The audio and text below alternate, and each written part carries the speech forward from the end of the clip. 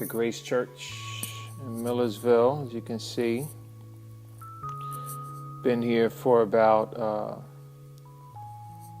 7 months, since September the 17th. It's been a good journey. Challenges, of course. A lot of challenges. Kind of like, you were kind of expecting the challenges of church planning, but it kind of, it's surprising how the things that have come up have been more unexpected and unpredictable things. So I guess at this stage of the plant, and also this stage of my life and the life of my family, and even the friends and the people that we are honing in on what's truly of value and of importance. Number one, first and foremost, it's God. It has to be God, always has to be Him. He is of infinite value and worth. We cannot be satisfied supremely by anything else other than Christ. And so any challenges that we face, we remind ourselves of the refreshing and of the satisfying results that come from Christ. And I say results because the truth of the gospel really is that He was buried, He died, and He resurrected for us. And He did it for our justification according to Romans. And simply by the work of Christ alone, we stand guiltless before a holy God. And so His life, His perfect, sinless, holy life was imputed to the believer, to us. And so in that, there's a sense of liberty and a sense of value to whatever we go through, whether good or whether challenging. And so that's number one and foundational to the gathering here at Millersville.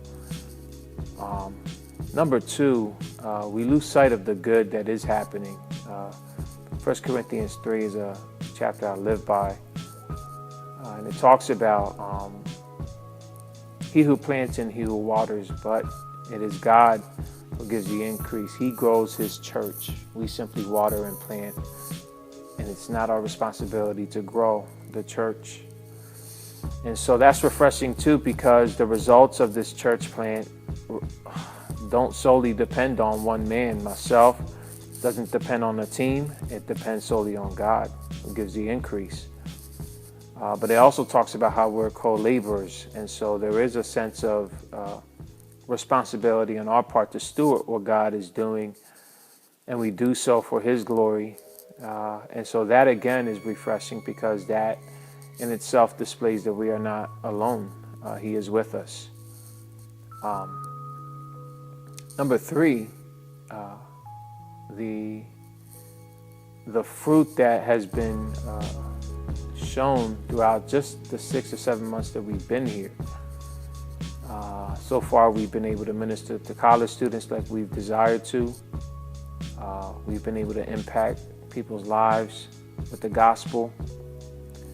Our children have grown intellectually, spiritually, emotionally, even in our people, the adults, with all that's been going on, all the challenges, we've been able to tactfully move forward and see God move tremendously. And so here we are in Millersville. It's been a challenge. It's been a blessing. It's been trials. It's been, but yet, it's also been a refining. And God has been refining His church beautifully here. And so we continue to move forward, whether there's 2 or 300 or 200, whatever. God is the one who we have desired to pursue. He's the one we seek to glorify. And so whether there are few or many, whatever the case is, it's his church and for his glory.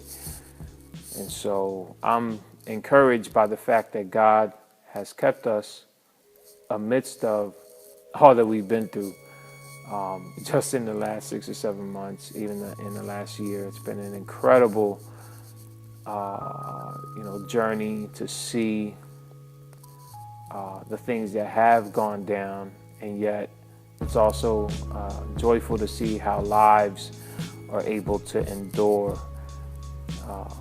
And I think we endure mainly because of his grace. And so that's definitely evident and something that I see. And so, yeah, just want to say that's my note for this week. And so pray for the gathering in Millersville, and we'll continue to move forward. God bless you.